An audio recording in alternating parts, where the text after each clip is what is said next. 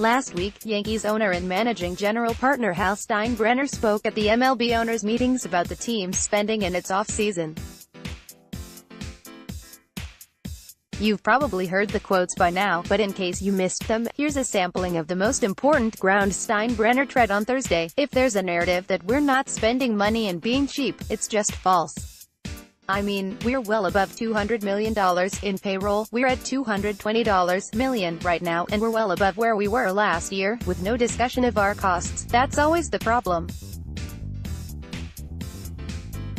I hear everything about our revenues. I hear nothing about our cost. I hear nothing about the gargantuan debt service payment that we have to pay every year on bonds that finance new Yankee Stadium. Not to mention revenue sharing. Most of what Steinbrenner says here is not blatantly false. He's right, there exist pervasive narratives that the team has been overly stingy, even cheap this winter. He's also correct that, as of right now, the team's payroll is above where it was last year. Even more, the team surely pays a large chunk into MLB's revenue-sharing system, and while Steinbrenner failed to prove exactly what amount of debt the Yankees must service every year, it's likely the team is paying quite a bit for its new stadium. Steinbrenner is asking you to take everything he said on its face. He's asking you not to put his comments into context, or to even wonder whether they stand up to any sort of scrutiny. Just because his statements aren't overtly false doesn't mean they represent reality. That Steinbrenner and the Yankees want us to pretend as though they do strains credulity. The biggest black box we have here is the Yankees' debt. Yankees financed $1.2 billion to go along with over $1 billion in public subsidies to build Yankee Stadium.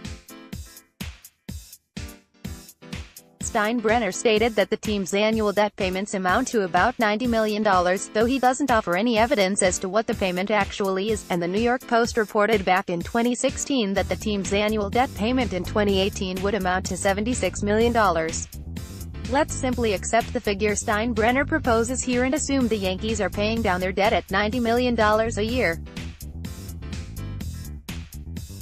Steinbrenner asserts that this debt figure, plus the team's significant revenue-sharing contributions, as well as its $200 million payroll, provides sufficient confirmation that the team has not behaved in a miserly fashion. It's also difficult to pin down just how much the team pays in revenue sharing. Back in 2016, the Yankees reportedly made a net payment of $90 million into this system.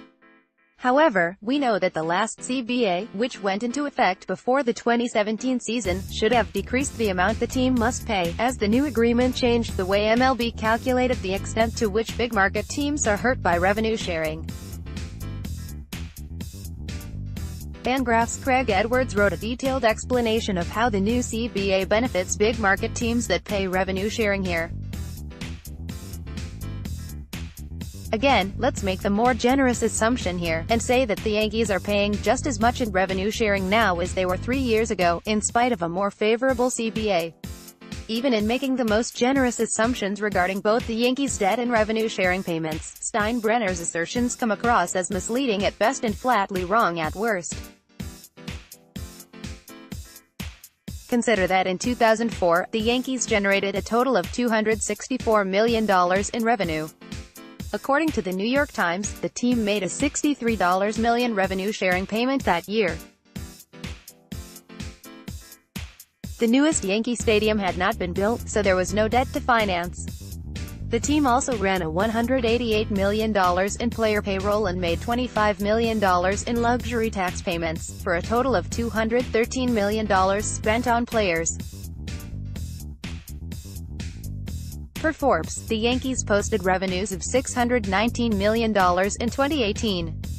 By Cox contracts currently listed CBT payroll of $213 million for the Yankees, the team projects to pay $215 million in player salary this year. Essentially, the team's revenues have increased by some $350 million since 2004, while the amount spent on revenue sharing and debt financing combined, under our most liberal assumptions, has increased by about $120 million. money spent on players has remained level over the past 15 years.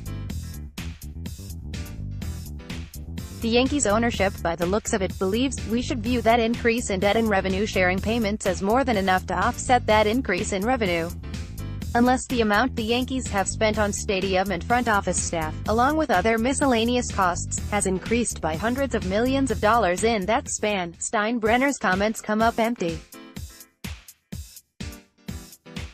All of this could become moot if, instead of making mostly empty statements to the media, the Yankees actually showed us their books and displayed exactly what the team makes and pays.